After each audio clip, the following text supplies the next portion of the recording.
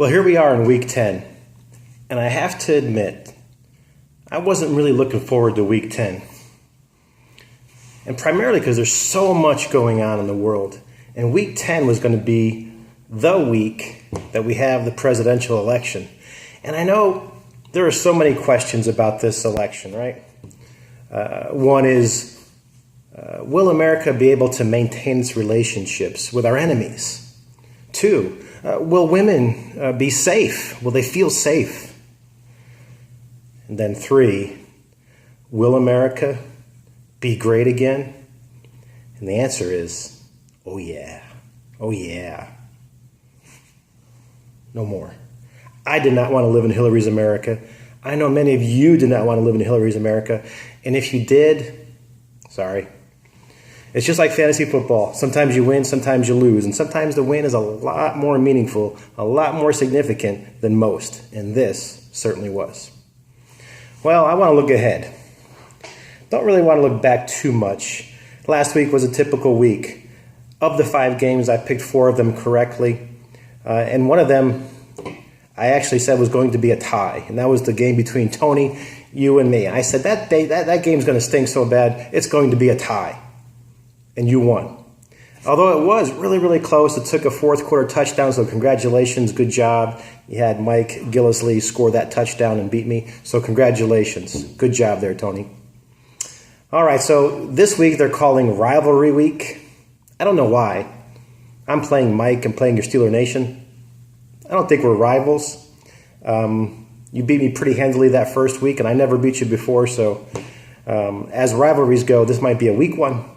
But here we are in week number 10, Rivalry Week. And so I did think it would be interesting to look back on week 1 just to say, well, what happened in week 1 and what may happen in week 10 according to the prognostications of me.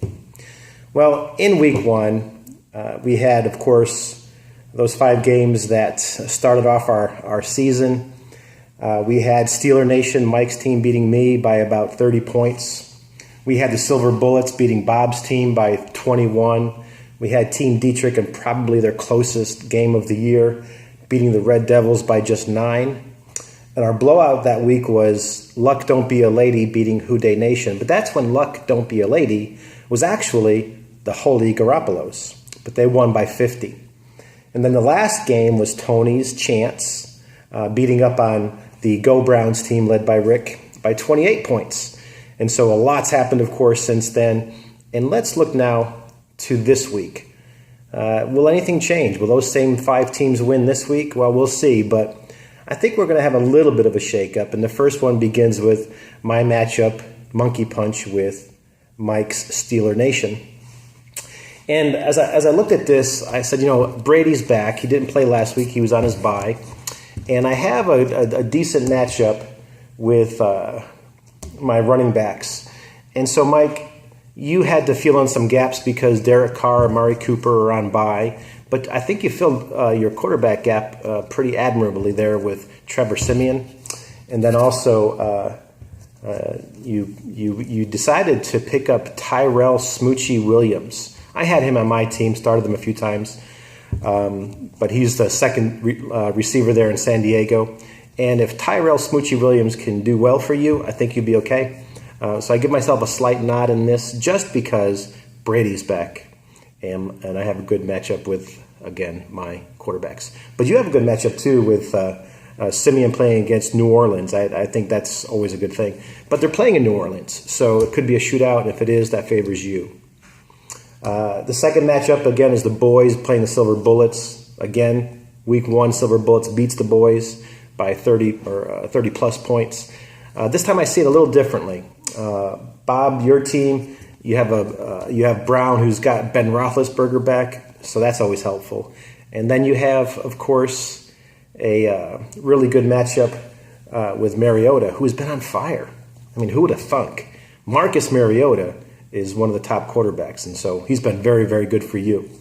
But Ken, you have Jay Ajayi playing. He's done very, very well. He's primed for a big day.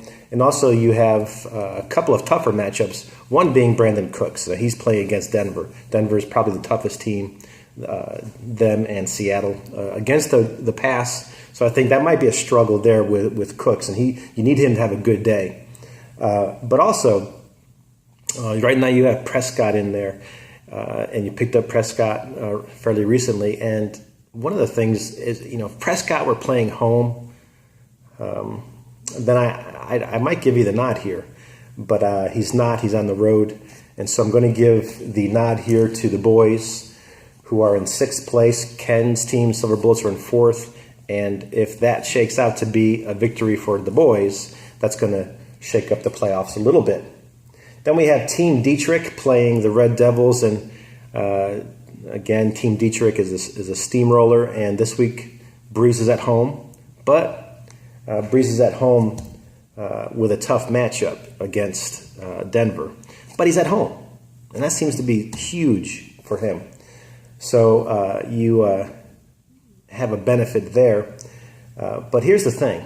Team Dietrich is sporting a 2 tight end set, which you don't often see in fantasy football in the PPR league.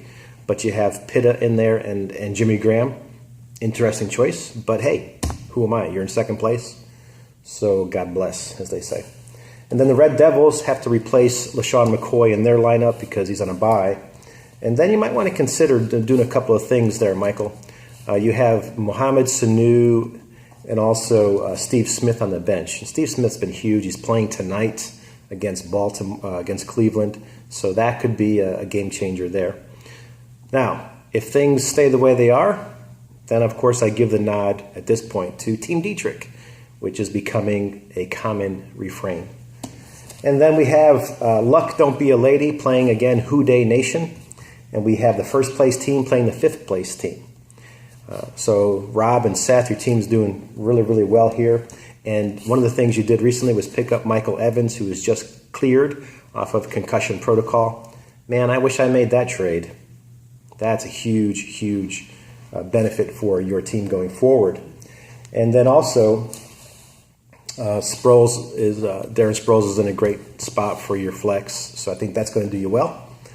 And Houday, you might want to consider doing a couple of things there, Pastor John. One is, you have Cobb playing against Tennessee, and I know Cobb has been hit or miss, but he's certainly the number 1 receiver at this point. Nelson's been doing okay, but not great. But I got to think Cobb is going to be a better play than some of the other ones there. And then also, I like Christine Michael against New England because they have to run. And they're playing on Sunday night in New England, so they're going to have to run the ball, and he's the guy. And I know right now he's only projected to maybe get 8 or 9 points, but I don't pay attention to those projections. I'd rather pay attention to those matchups, and I think that's a good one for Christine Michael, at least as a flex play. Then lastly, we have the Go Browns team playing Tony's Chance. Now this is really interesting because, again, the Go Browns team is still with 2 guys not playing, Sammy Watkins and one of the receivers who's on a bye. But still, David Johnson, who's got a huge matchup. I think he's going to have a monster day. But he needs to have a monster day in order to compensate for the